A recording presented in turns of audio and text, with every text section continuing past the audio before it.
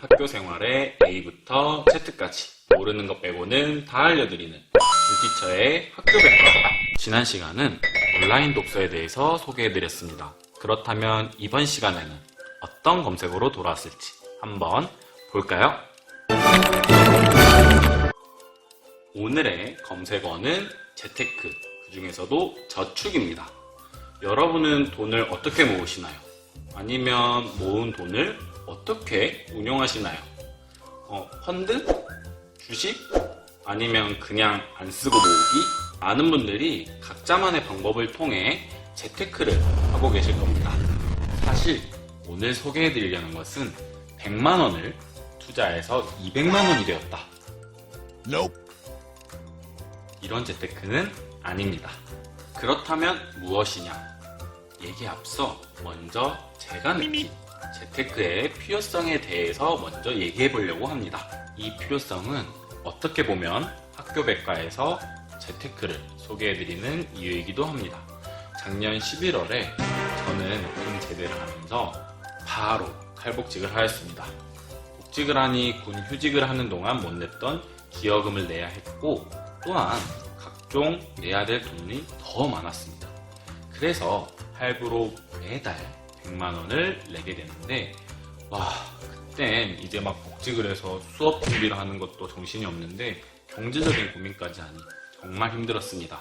그때 내 시간을 많이 투자하지 않으면서 적어도 은행이나 또는 은행 이상의 이자 수익을 내주는 곳을 누군가가 알려주면 좋겠다라고 생각했었습니다.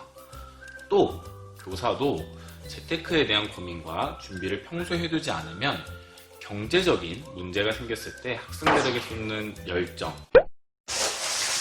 또는 시간, 이런 것에도 영향이 있을 수 있다는 것을 깨달았습니다. 그래서 오늘 준비한 내용이 바로 재테크, 그 중에서도 저축입니다. 교직원공제에는 여러 가지 저축 상품이 있습니다. 이 중에서도 저는 제가 들고 있는 장기저축급여와 예금, 적금에 해당하는 목돈급여를 소개해드리려고 합니다. 먼저 장기저축급여입니다. 장기저축급여는 은행의 개인연금 상품과 비슷하다고 생각하시면 됩니다. 장기저축급여의 목적은 노후생활자금 마련입니다.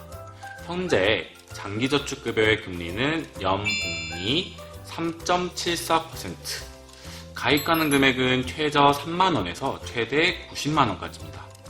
이 장기저축급여의 장점은 크게 두 가지가 있습니다. 첫째, 높은 세제 혜택. 장기저축급여는 이자소득세에 저율과세가 적용됩니다. 일반 예적금을 통해 노후를 준비하다 보면 금액이 커짐에 따라 비과세 혜택을 못 보는 돈이 생기기 마련입니다.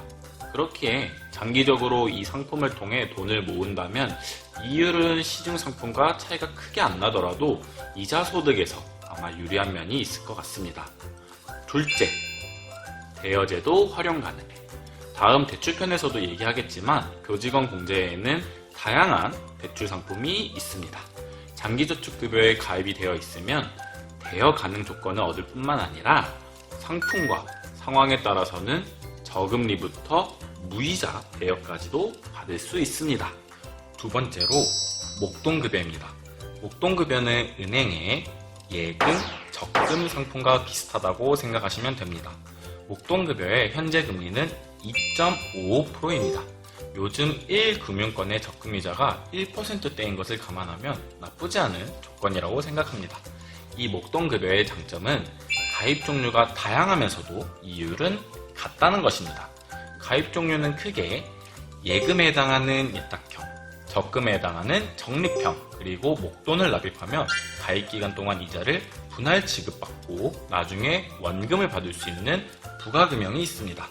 이 중에서 자신의 현재 재정상태나 앞으로의 경제 계획에 맞는 어떤 상품을 선택하여도 동일한 금리를 받을 수 있으니 고민의 시간을 줄여줄 수 있을 것 같습니다. 오늘 소개해드린 교직원공제를 이용한 재테크, 저축편 어떻게 도움이 되셨나요?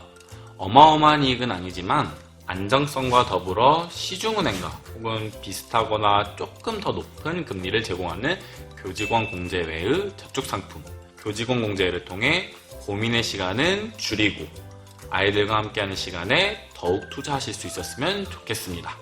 학교 생활에 A부터 Z까지 모르는 것 빼고는 다 알려드리는 준티처의 학교백과, 다음에는 더 재미있고 더 유용한 검색어를 들고 찾아오겠습니다. 그럼 see you next time.